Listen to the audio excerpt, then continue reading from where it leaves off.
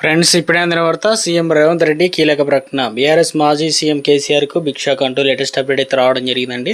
So ఆ వివరాలు ఏంటనేది వీడియోలో తెలుసుకుందాం. వీడియోని స్కిప్ చేయకుండా పూర్తిగా చూడండి. మీలో ఇంకెవరైనా సరే మన ఛానల్ సబ్స్క్రైబ్ చేయకుండా చూస్తున్నట్టయితే వెంటనే మన ఛానల్ సబ్స్క్రైబ్ చేసుకోండి. ప్రభుత్వం నుంచి వచ్చే లేటెస్ట్ అప్డేట్స్ అన్ని కూడా ఈ ఫోన్ నోటిఫికేషన్ రూపంలో అందించడం జరుగుతుందండి. చూస్తున్నారు కానీ లైక్ చేయడం మర్చిపోతున్నారు. వెంటనే లైక్ చేయండి. లేట్ చేయకుండా ఎలాగైతే వెళ్ళిపోదామండి. బీఆర్ఎస్ నేతలపైన ముఖ్యమంత్రి రేవంత్ రెడ్డి తీవ్ర వ్యాఖ్యలు చేశారు. శుక్రవారం సీఎం రేవంత్ యాదాద్రిలో పర్యటించారు. ఈ సందర్భంగా పలు అభివృద్ధి పనులకు శంకుస్థాపన చేశారు. అనంతరం తిరుమలాపురంలో ఏర్పాటు చేసిన బహిరంగ సభలో పాల్గొని మాట్లాడారు. యాదగిరిగుట్ట లక్ష్మీనరసింహస్వామి ఆశీస్సులతో రాష్ట్రంలో కాంగ్రెస్ ప్రభుత్వం ఏర్పాటైందని అన్నారు. గతంలో యాదగిరిగుట్ట పేరు మార్చి యాదాద్రి చేశారు. తాము అధికారంలోకి వస్తే మళ్ళీ యాదగిరిగుట్ట మారుస్తామని చెప్పినట్లుగానే చేశామని గుర్తు చేశారు. భక్తుల ఆకాంక్షలకు అనుగుణంగా ఆలయంలో పనులు కూడా చేపట్టామని అన్నారు. గత 10 ఏళ్లుగా ఉమ్మడి నల్గొండ జిల్లాలో ప్రాజెక్టులు ఎందుకు పూర్తి కాలేదని ప్రశ్నించారు.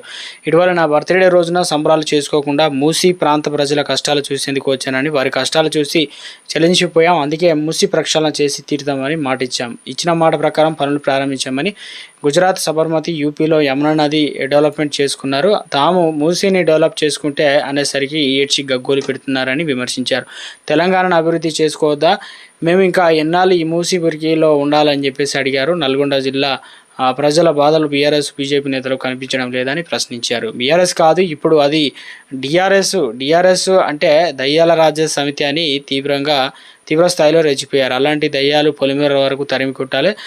దానికి నల్గొండ జిల్లా ప్రజల సహకారం కావాలని, ఉమ్మడి నల్గొండ జిల్లాలోని అందరూ కాంగ్రెస్ నేతలు 50,000 పైచీలకు మెజారిటీతో గెలిపించారు. ఈ ప్రాంతాన్ని అభివృద్ధి చేసే బాధ్యత తమదని భరోసా